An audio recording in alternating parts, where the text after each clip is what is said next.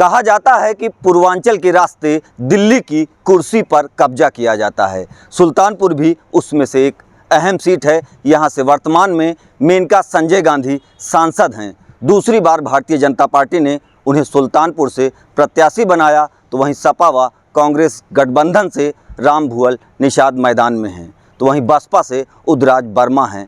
Total इस seat से 9 प्रत्याशी मैदान में हैं, जिनकी किस्मत आज ईवीएम में 18,50,000 से अधिक मतदाताओं ने कैद कर दी है। आइए कुछ वरिष्ठ पत्रकार हैं इस क्षेत्र के, इनसे समझने की कोशिश करते हैं कि यहाँ की जनता किन मुद्दों पर आज मतदान की है, क्या फीसदी रहा है, क्या मुद्दे हैं और वो क्या सोचती है कि किसका पलड़ा भारी रहा है। कुछ लोगों से समझने की कोशिश करते हैं। आपसे बात करते हैं। क्या नाम है आपका? मेरा नाम राजदेव है। किस तरीके के मुद्दे रहे हैं इस चुनाव में? चुनाव के देखिए 2 तरीके के मुद्दे रहे हैं। जैसे जनवरी से आप देखिए तो लगातार भाजपा अपने आप को धर्म के रास्ते पर रख करके 2024 की बैतरणी पार करना चाहती थी।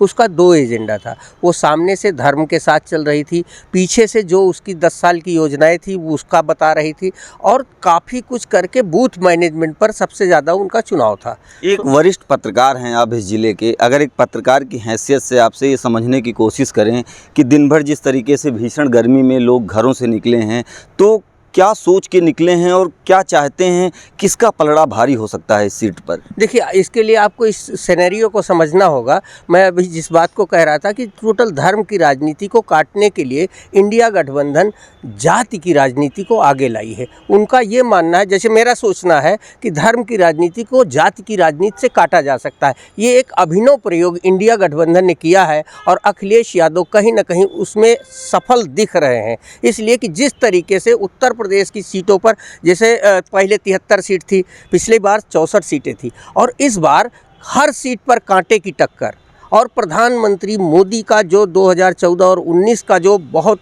अट्रैक्टिव भाषण रहा, वो इस बार कहीं ना कहीं टकराता दिखा है। कभी राहुल गांधी से टकराया, कभी प्रियंका गांधी से टकराया। तो जो दोनों लोगों के बीच की बात थी, लगातार इंडिया गठबंधन पूरी तरीके से, पूरे उत्तर प्रदेश से पूरे भारत के सिनेरियो में समझे तो इंडिया गठबंधन लगातार भाजपा और पीएम मोदी को अपनी पिच पर बैटिंग कराने के लिए खींचता रहा, और वही मोदी मेन मुद्दों से भटक कर कभी मंगलसूत्र की बात करते रहे, कभी भैंस की। वो अनजाने में कहीं जनता पर कितना फर्क पड़ा है इन मुद्दों का? यही चीज़ तो है ना। जनता को ही तो बताएगा कि जनता को असल मुद्दों पर खींचकर इंडिया गठबंधन लाना चाहता था, और भाजपा नहीं चाहती थी कि असल मुद्दे जो देश में महंगाई, बेरोजगारी और भ्रष्टाचार, या इन सब इलेक्टोरल बॉन्ड और ये सारे मुद्दे, महिला सुरक्षा, ऐसे मुद्दों पर कहीं ना कहीं भाजपा 10 साल की सरकार में अभी 100% अपनी योजनाओं को पूरा नहीं कर सके। किसी को 20%, किसी को 30%। प्रदेश की अन्य सीटों की बात करें तो क्या सुल्तानपुर सीट पर भी एमओआई फैक्टर हावी हुआ है? यहाँ एमओआई से आगे बढ़ गया है मामला, क्योंकि जिस तरीके से पीडीए के तहत पूरे प्रदेश में प्रत्याशी अखिलेश यादव ने उतारे हैं और राहुल गांधी और कांग्रेस की उसमें सहमति रही है। आप देखिए सुल्तानपुर के चारों तरफ क्या स्थिति है। लालजी वर्मा आपके अंबेडकर नगर लड़ रहे हैं, पटेल। अभी आपके पास वापस आएंगे, सुल्तानपुर की बात कर रहे हैं। सुल्तानपुर सीट पर जिस तरीके से माहौल रहा है काम को लेकर के, या फिर यहाँ की स्थानीय समस्याओं को लेकर, जनता सुबह से पोलिंग पार्टियों पर बड़ी संख्या में निकली हैं, कैसे देख रहे हैं इसको? जिस तरीके से महिलाएं वोट कास्ट की हैं, उसको लेकर के आप क्या मान रहे हैं कि क्या किसका पलड़ा भारी हो सकता है?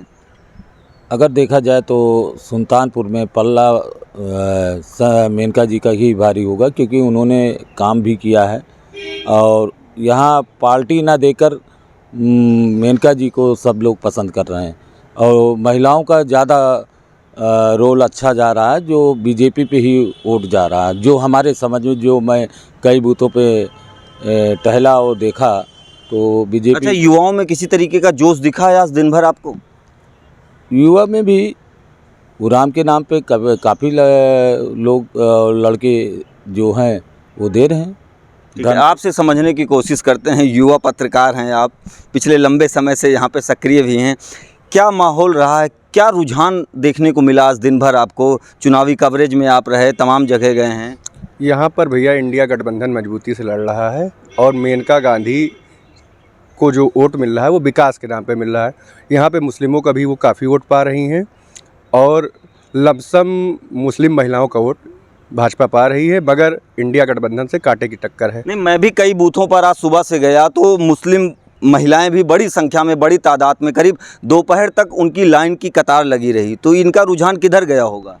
इनका ज़्यादातर तो इंडिया गठबंधन पर गया है, मगर 20% मुस्लिम महिलाएं और मुस्लिम पुरुष वो भाजपा को दिए हैं। तो किसका पलड़ा भारी हो सकता है तीनों प्रत्याशियों में? मेनका गांधी का। मेनका गांधी का पलड़ा भारी हो सकता है। आपसे समझने की कोशिश करते हैं, जिस तरह से यहाँ पे माहौल रहा है, महिलाएं बड़ी संख्या में घरों से निकली हैं, मतदान भीषण गर्मी रही है, तो क्या सोच के वो घर से निकली हैं? महिलाएं पुरुष कोई भी मतदाता अगर निकला है तो वो ये सोच के निकला है कि विकास की राजनीति पे वो वोट कर रहा है। अब ये तो 4 जून को ही पता चलेगा किसके सिर पे ताज बजता है, लेकिन अगर देखा जाए तो सुल्तानपुर में त्रिकोणीय मुकाबला हो रहा था, लेकिन इंडिया गठबंधन की मजबूती के आगे बसपा कमज़ोर हो गई, जिसकी वजह से यहाँ मुकाबला मेनका गांधी और राम भुआल निषाद इंडिया गठबंधन के बीच सीधा देखा जा रहा है। कौन भारी पड़ रहा है? जहाँ तक देखा जाए टक्कर तो यहाँ कांटे की है। ये तो 4 जून को ही पता चलेगा कि किसके सर पे ताज बंधेगा। मतदान फीसदी जिस तरीके से हो रहा है, करीब 50-55 के आसपास पहुंच चुके हैं, क्या लग रहा है कि कैसा माहौल होगा? मेनका गांधी यहाँ से चुनाव जीत रही है। मैंने सुबह से कई बूथों पे गए, देखे वहाँ जिस प्रकार वहाँ पे सब मेनका गांधी के कार्य को देखते हुए, सराहना करते हुए वोटिंग की है, उस हिसाब से तो लग रहा है मेनका गांधी काफ़ी अच्छी वोटों से जीतेंगी। महिलाओं की बड़ी संख्या में सुबह से ही घरों से निकली हैं, उसके पीछे की कोई ख़ास वजह? हाँ, ज़्यादा से ज़्यादा जागरूकता के कारण सब मतदान कर रहे हैं।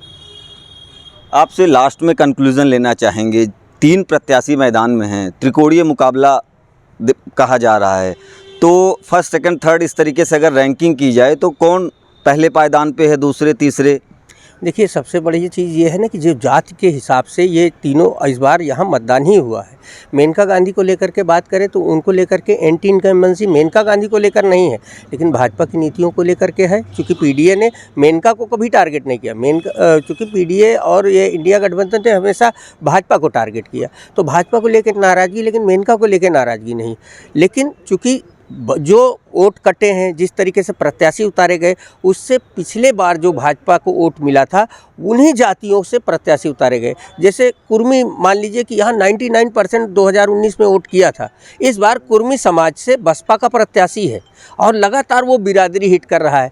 निषाद पिछली बार लगभग 95% भाजपा के साथ था, इस बार निषाद प्रत्याशी होने की वजह से निषाद 80% उधर जा रहा है। अब वो कितनी मात्रा में गया, कितना भाजपा में वापस लौटा, ये बहुत बड़ी कुछ कहना स्पष्ट नहीं हो पा रहा है। नहीं, कहना स्पष्ट इसलिए है कि जैसे क्या है कि इसको आप जाति के हिसाब से नहीं कह सकते, इसको आप भाजपा या अन्य दलों के बूथ मैनेजमेंट के हिसाब से कह सकते हैं। और बूथ मैनेजमेंट के हिसाब से मैं ये कह सकता हूँ, पिछले 3 दिनों से ये चीज़ मैंने देखी है कि भाजपा का बूथ प्रबंधन, वोट निकालने की स्थिति और जो अन्य चीज़ें इंडिया गठबंधन से बहुत बेहतर रही। आपसे समझने की कोशिश करते हैं एक बार लास्ट में, किस तरीके का, किसका पलड़ा भारी रहेगा? सुबह से आप दिन भर आज बूथों पर टहले हैं। मैं फिर से बताना चाहता हूं कि यहाँ पे जैसे हमारे बीनू भाई ने, राजदेव भाई ने बताया कि भाजपा का जो निचले स्तर के बूथ की तैयारी जो है वो बहुत अच्छी थी। उसके कारण ये राम भुआल तो खाली हवा में ही लड़ते रह गए। समाजवादी प्रत्याशी वो हर बूथों पे उनके एजेंट नज़र आए, बल्कि समाजवादी के एजेंट ही कई उस पर नज़र नहीं आए। तो उस मतलब बूथों पे जब एजेंट ही नहीं बैठ पाए, ना उनको बस्ता मिला, तो उससे क्या माना जाए कि वो लड़ाई में है।